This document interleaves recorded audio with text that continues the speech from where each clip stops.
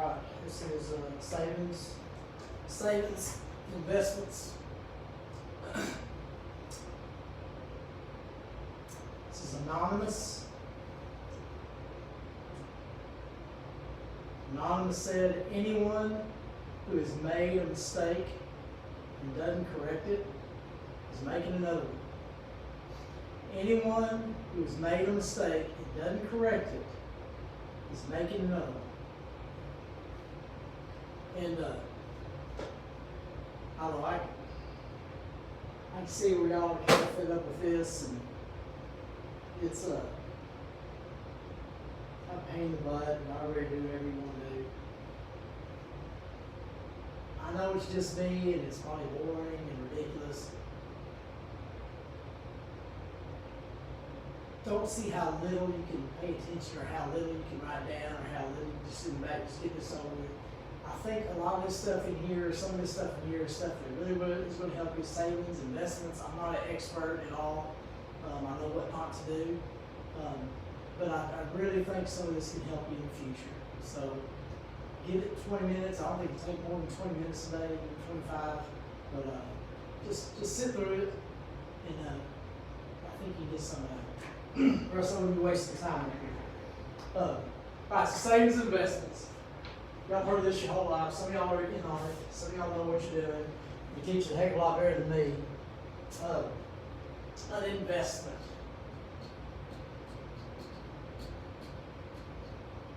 Investment is where you put something into it. I try to invest in y'all. I try to put something in y'all that hopefully in the long run will turn into something bigger and better. Investment for this in here today is when you put money into something and you're hoping that it will grow into something more. You put money in now, hoping it will grow to something later that you can use, because when you get old, you're going to want to eat, but you're not going to want to work. So, investments, some of y'all will have a pension. I'm going to throw that in as investment.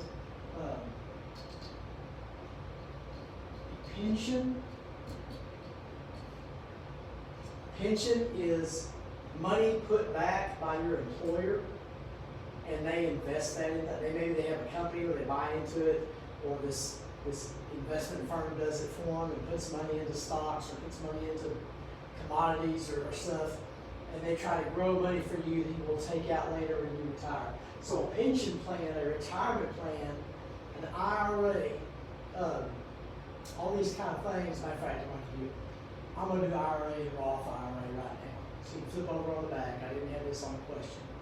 Golly, there's a whole lot of things. All right, on the back. Turn to the back of the page now. Okay.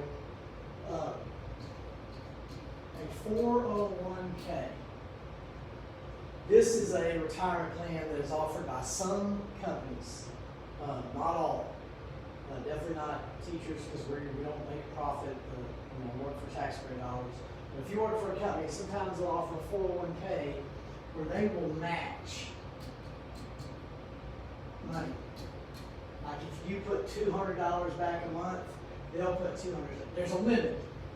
They're going to limit how much they'll do, but say they'll do up to $200 a month, or $500 a month, or whatever.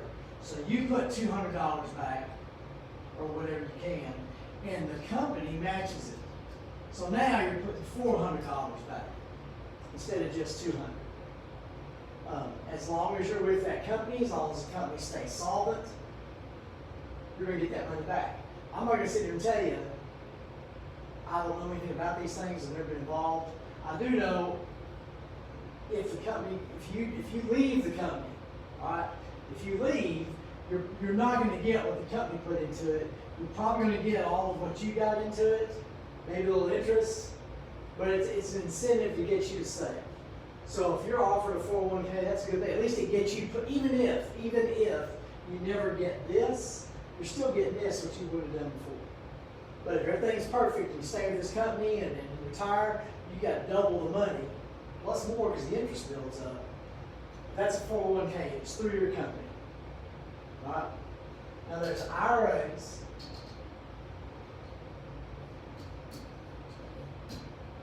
which is an individual retirement account. And this is something you do yourself. You go to somebody, Edward Jones, some of these financial people, and you set up a individual retirement account. And you put money in, and they invest that money. And you sit down with them, and they'll plan out, here's what my goal is, here's what I want to do, and the amount of money you put in, and where they put that money, and how much you want to end up with. An IRA is pre-tax. Another word for that is tax sheltered. That is awful.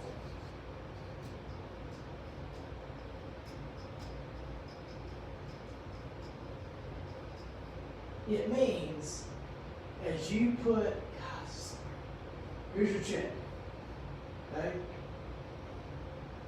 Before your check is taxed, they take the IRA money out. And they put that into your account.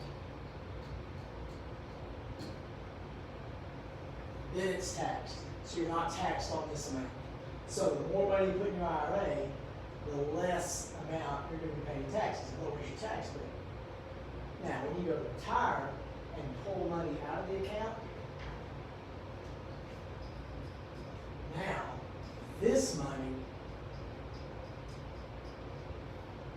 is taxed. So you pay tax at the end, not the beginning. Okay? So IRA is taxed as you take it out, not as you put it in. It's a good thing. Now a Roth IRA. Now here, write this on the back. Okay, write this on the back. A Roth IRA. This is taxed first.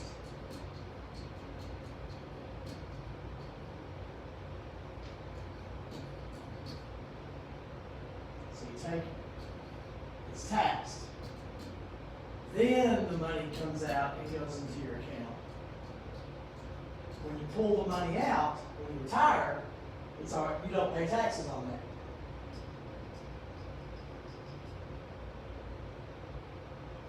So an IRA,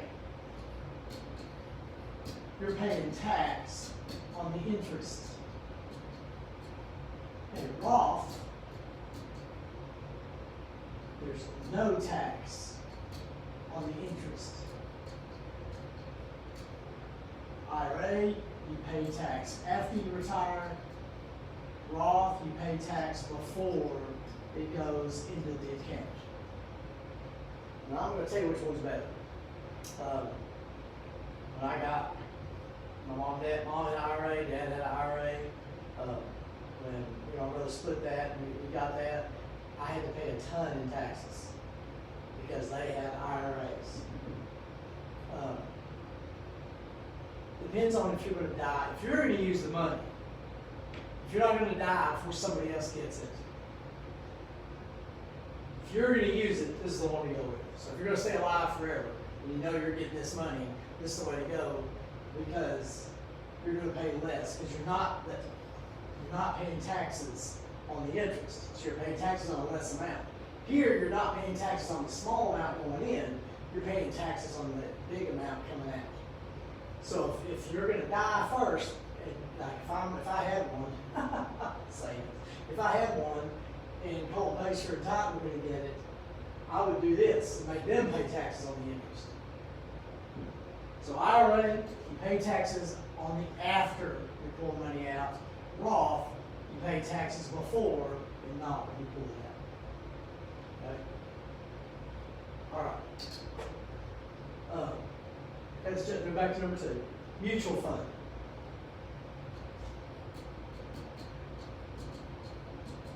I'm not a smart guy,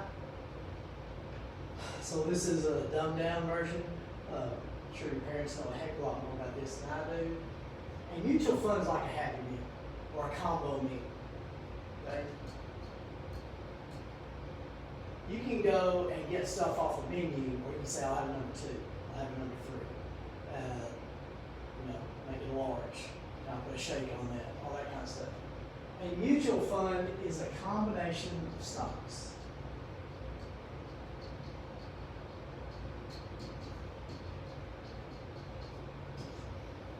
You go to some investor, all right, maybe you go to a computer, but they have these combinations. Some of them are high risk. Some of them are low risk. There's different types of mutual funds. We'll get high risk, low risk later. And you put so much money in a month, or however investment, however you want to do that, however they let you do it. If something's doing it, it's a combination. So you don't have to wait for one thing to work. You have all these different stocks. If this one's not doing great, maybe this one's doing better. It's a combination. It's like a golf scramble. All right. You all work towards having the best stroke. But this combination, say you have 7 stocks, A, B, C, D, E, F, and G. And let's say D is not doing good. So they sell that off, and they buy another one. And you tell them, here's how much money I'm putting in, here's where I want to end up. And they will try to work this mutual fund to get you as close to this as you can. But it's a combination of stocks. You're not depending on just one stock. It's a group of stocks. So one can mess up, one's maybe doing better, and then hopefully getting that income. That's a mutual fund. They're offered by different companies. You can sit down with them. I don't know how much control you have. I guess you can tell them what you want to do. But anyway, it's for an idiot like me who doesn't know what's going on to buy stocks and kind of be okay. We'll get to high risk and low risk in a little bit. All right. Your investment goals.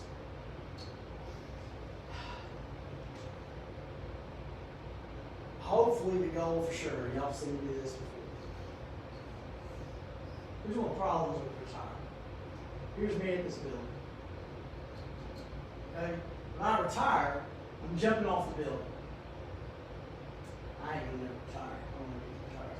But I'm jumping off the building, and I'm hoping there's enough padding here to keep me okay. I don't want to barely have enough padding to keep me alive. I want to have plenty of padding where nothing's going to happen to me. Now the problem is, how long are you going to live? What am I going to need?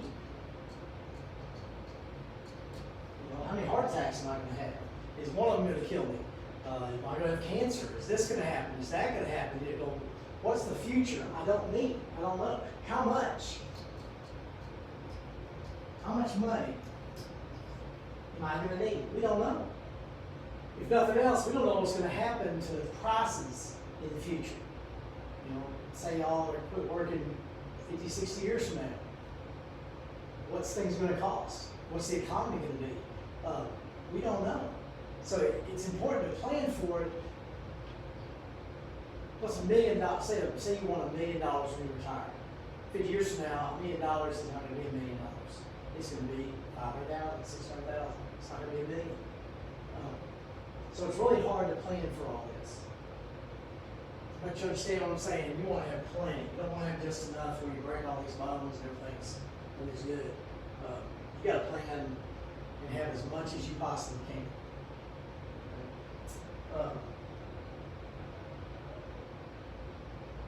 Well, all right.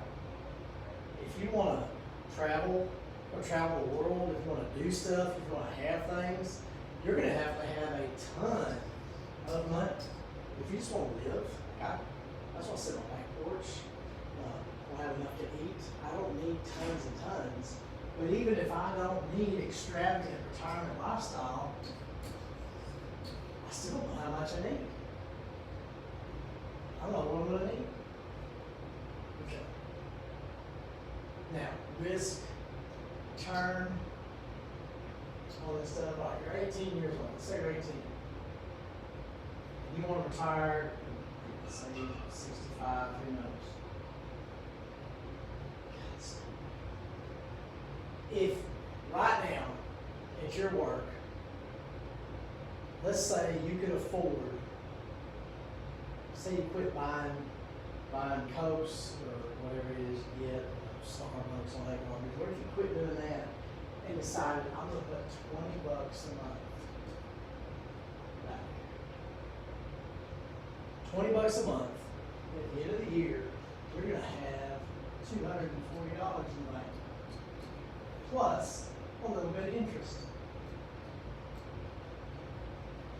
If you never change and you keep putting $20 a month back, $240 a year, plus interest, if you do that year after year after year after year after year after year, when you go to retire, you're going to have a big chunk of money here. And as you go, you can do different things with it. As you go, you can put more money in. But right here, you've learned, you made the habit of saving. It became a habit. It's just something you do. And as you get raises, and as you make more money, you can add to this. You can go to where you're making, putting $40 a month back, $50 a month, $100 a month, $200 a month, $250 a month, whatever. But you've made that habit, and as you make more money, you gradually increase that. Besides your saving, or besides your retirement, besides IRAs, like, you're gonna have a big chunk because it adds up over here, just like a credit card debt. The interest added up, the interest adds up here. You want to use that interest for your own good. Okay? But start now. If you start now, a little, starting right now, is going to grow into a lot. If you want to run a marathon, let's say 6 months from now you want to run a marathon. You go out and you run one lap. And you run one lap for a week. And then you run 2 laps for the next week. And then the third week you run 3 laps. And the fourth week you run 4 laps. And eventually you get to where you're running a mile. And eventually you get to where you're running 2 miles. And you gradually can build up to it. In 6 months, you can run a marathon. It's going to be relatively easy. If you decide 2 weeks before, I'm going to run a marathon. Now, you're going to have to run 10 miles a day and you've never done it before. If you start now, get ready for when you get old. Because when you get old, you're going to want to eat and not work. If you start now, it's going to be relatively easy. If you wait until you're 50 years old to start, you're going to have to pour hundreds, thousands of dollars every year into that. That's not fun. So start now. Yeah. Risk and reward.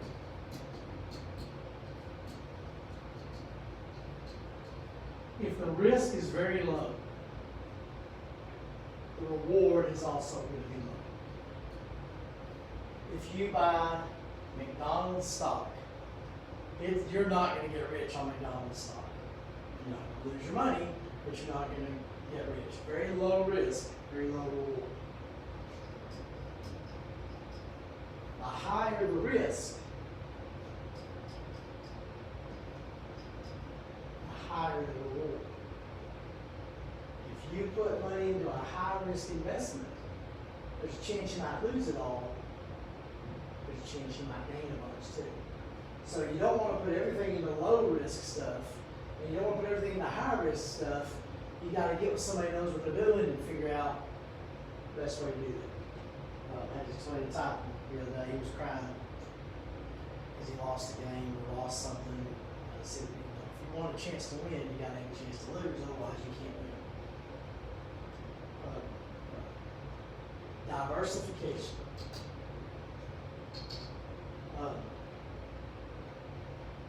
People in Houston worked for this company called Enron 20 years ago. And Enron, it was an energy company. Enron they were giving stock options to people. And they were asking their employees to buy into their stock and put everything they had into Enron stock. The it's not a dumb idea, because if you're invested in this company, you're gonna work harder because you want it to grow. Well, the management of Enron was corrupt and mismanaged it and ran it in the ground, and there were a lot of people in their 60s who had everything tied up in Enron stock, and they lost millions. There was one guy, he had $3 million. He was going to retire in about 3 years. Maybe it's 3 months. Well, anyway, he lost everything. So all of your stuff is in one little bucket. If somebody runs into you and the bucket spills, you got nothing. But if you have several buckets,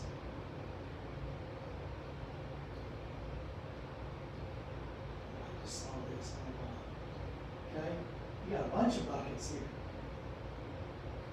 And someone knocks one over, you still have others. Diversification is having your money and resources tied up in a bunch of different things. So the more things you're tied up in, if this messes up, you got everything. Same as a mutual fund. If this stock messes up, these other ones can still be okay. If you have everything tied up into one thing, if something happens to that, then you're sunk. So it's a good idea to diversify and have, stocks. You might have real estate, you might have commodities, we do that. But you don't want your thing stuck in one thing in case that messes up. If that messes up, then you're stuck, and you will be old, and you'll want to eat, and you'll have to work. You don't want that. The stock exchange. We're going to talk about the New York Stock Exchange. That's our American Stock Exchange. This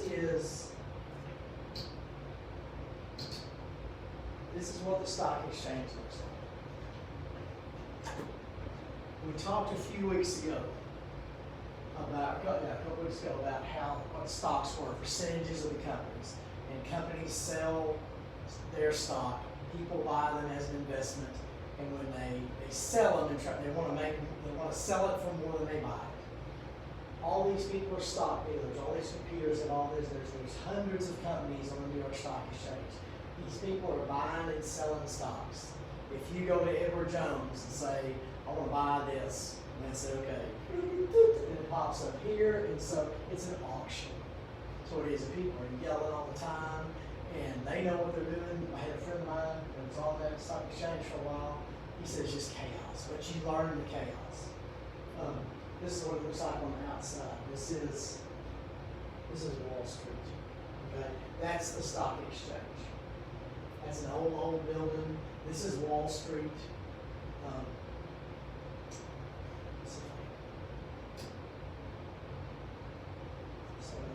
This right. Talked about this before. That's a statue of George Washington. The reason it's there outside the stock exchange is because this is where George Washington took the oath of office, because New York was the first capital while they were building Washington, D.C. But that's the New York Stock Exchange building. It's probably been there 100 years or so. It's been there longer, but this building, I think, is like 100 years old. Anyway, the stock exchange is basically where the stocks are bought and sold. They're bought and sold on computers, they're bought and sold all over the place, but this is where it actually happens. And it's where they ring the bell, and if you're watching the news, they'll talk about the bell sounded, and this is where the stocks are today. Jump down to number 10. We'll go to number 10. The New York Stock Exchange, the Dow Jones average. This is the number here all the time on the radio, on the news. The Dow Jones average is an economic indicator. It's an indicator of what the stock exchange has done. They take the 30 highest volume selling stocks. So the most popular stocks in the stock market.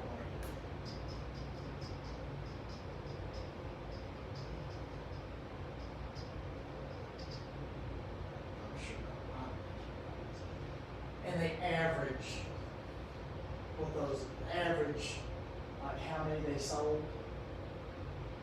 I'm gonna add up how much they, anyway, take these 30 companies. I think, before all this happened, it was upwards of 25,000. Dow Jones was 25,000. It dropped down to like 18 because of all this sickness stuff. And now I think it's back up to like 23,000.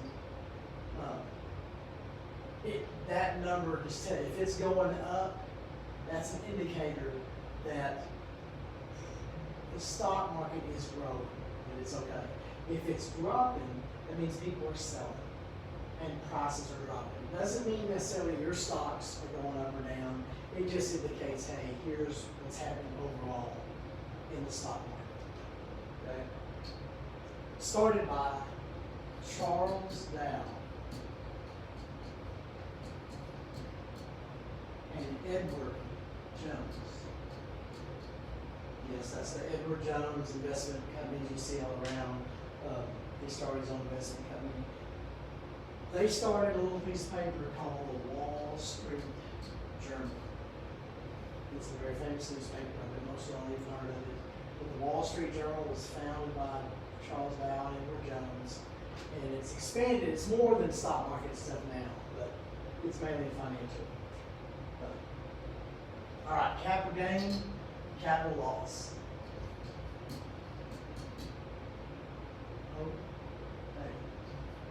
Capital means money. Capitalism, remember, it's something you own. Capital gain means you gained money. You made an investment, and that investment grew. You bought a house, and you sold it for more than you bought it for. You bought stocks, and you sold it for more than you paid for it. Capital gain is good, but you are going to pay taxes on that amount that the government looks at as income. Capital loss means you lost money on an investment. You paid this for it, sold it for this. That is a write-off.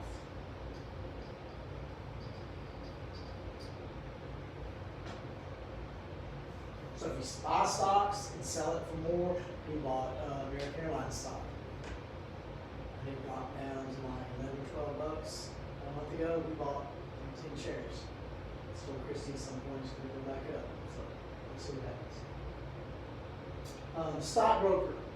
These are people that sell stocks.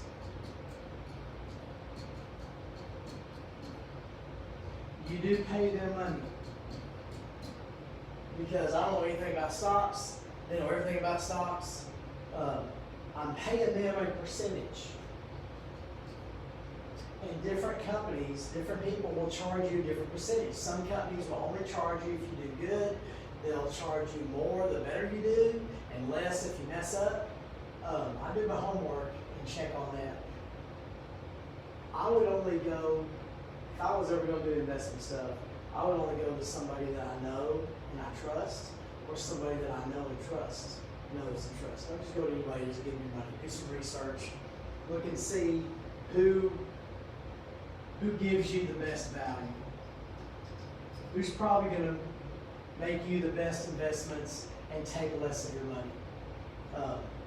I would go to somebody who, the better I do, the bigger percentage they get, and the worse I do, the less they get. But that's just me. Pacer got a call from this college recruiting service, and it's a pay deal where you pay these people and they try to get your name out there and talk to coaches and all these kind of things. And Pacer said, "Sir, my dad is a coach, and my brother works for the recruiting office at Long." And the guy says, "Okay, so you're good." I know that kind of stuff. I don't know investments. So if you don't know a coach and your brother's not, if your dad's not a coach or your brother's not in the recruiting office, you might get into a recruiting service. But anyway, I just go for that. All right, commodities. Commodities, there are hard commodities and there are soft commodities.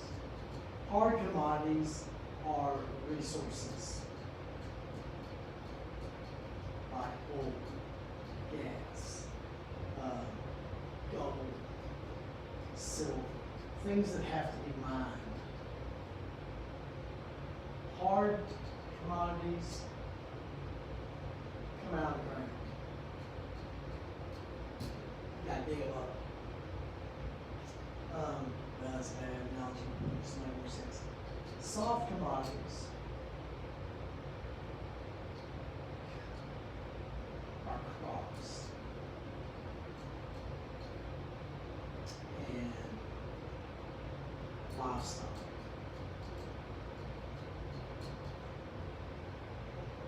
And with a commodity, you are buying, and here's once again, I am way, way out of my league.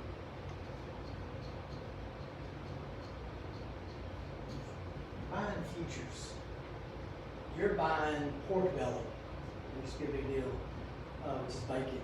You're buying pork 6 months from now, and you're saying, I'm going to pay this much a pound for bacon. And 6 months from now, you get your order. And if it costs more, if the price is higher than what you paid, you said you would pay, you're only paying what you said. The rest of that, when you sell it's going to be profit. If the price is below what you said you would pay, you still got to pay that much. So it's a gamble. And you're looking at trends. And you're trying to say 6 months from now, here's how much money this is going to be worth. And if it's worth a whole lot more, you get that profit. If it's not worth as much as you paid, you lost out. But that's commodities. What did you say? It's natural stuff. But anyhow, you hear the word commodities, that's what we're talking about. Now, the bull market and the bear market. You hear this with the stock market. I did look this up. This is true. If you're fighting a bear, what's a bear going to do? Is he going to attack from the top, or is he going to attack from the bottom? A bear swings down at you, or their mouth comes down on you. So in a bear market, prices are going down. In a bull market, there is a statue of a bull in this New York Stock Exchange. A bull comes up with their horns. So in the bull market, prices are going up. So what kind of market do we want? We're always looking for a bull market. Right? For the most part, the last few years, we've had a bull market. Really, no. But anyway, bear market's not good, the price is going down. Bull market is good, price is going up. Merrill Lynch has the bull as their symbol. And that's why. Maturity. I know this word most of y'all don't understand. Maturity is when an investment has reached its full interest, its full growth. If you buy into a savings bond, okay, if you buy a savings bond and it's a 10-year savings bond, 10 years from when you buy it, it will be worth the most money it can be worth. After, it's not going to grow anymore. 5 years into it, it's still got 5 more years of growth. So maturity is when it's reached its full interest growth. It's not going to ever be worth any more money. That's a maturity. It's not all investments have maturity. Stocks, you don't know. But there are some investments where you buy into this, and 20 years from now, 10 years from now, 5 years from now, that's when you'll get your full bonds. You buy a bond. So you buy, invest in a company, and 10 years later they pay you back. That's maturity. Let's go to CDs. CDs. Certificate of deposit. You go to a bank, you buy a CD. If you have a chunk of money, and different banks will have different, I can't tell you what all they might be.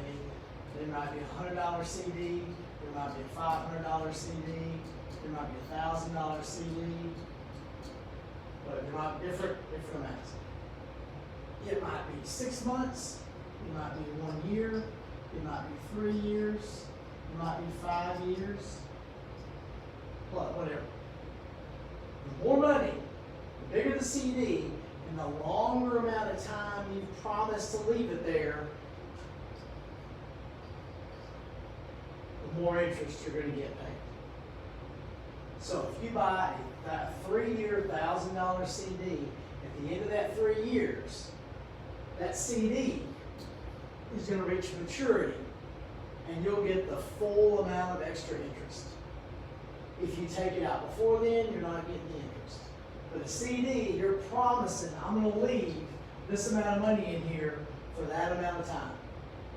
It's different than a savings account. You can't just go in there and take it out. A CD, you put it away and you leave it.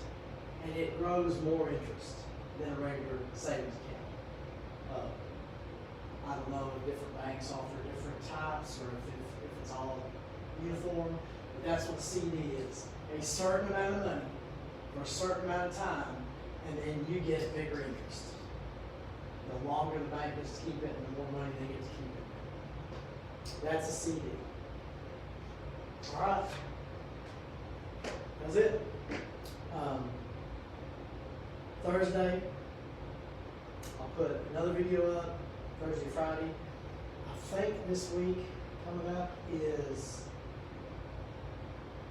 economic indicators and good instructions. Economic indicators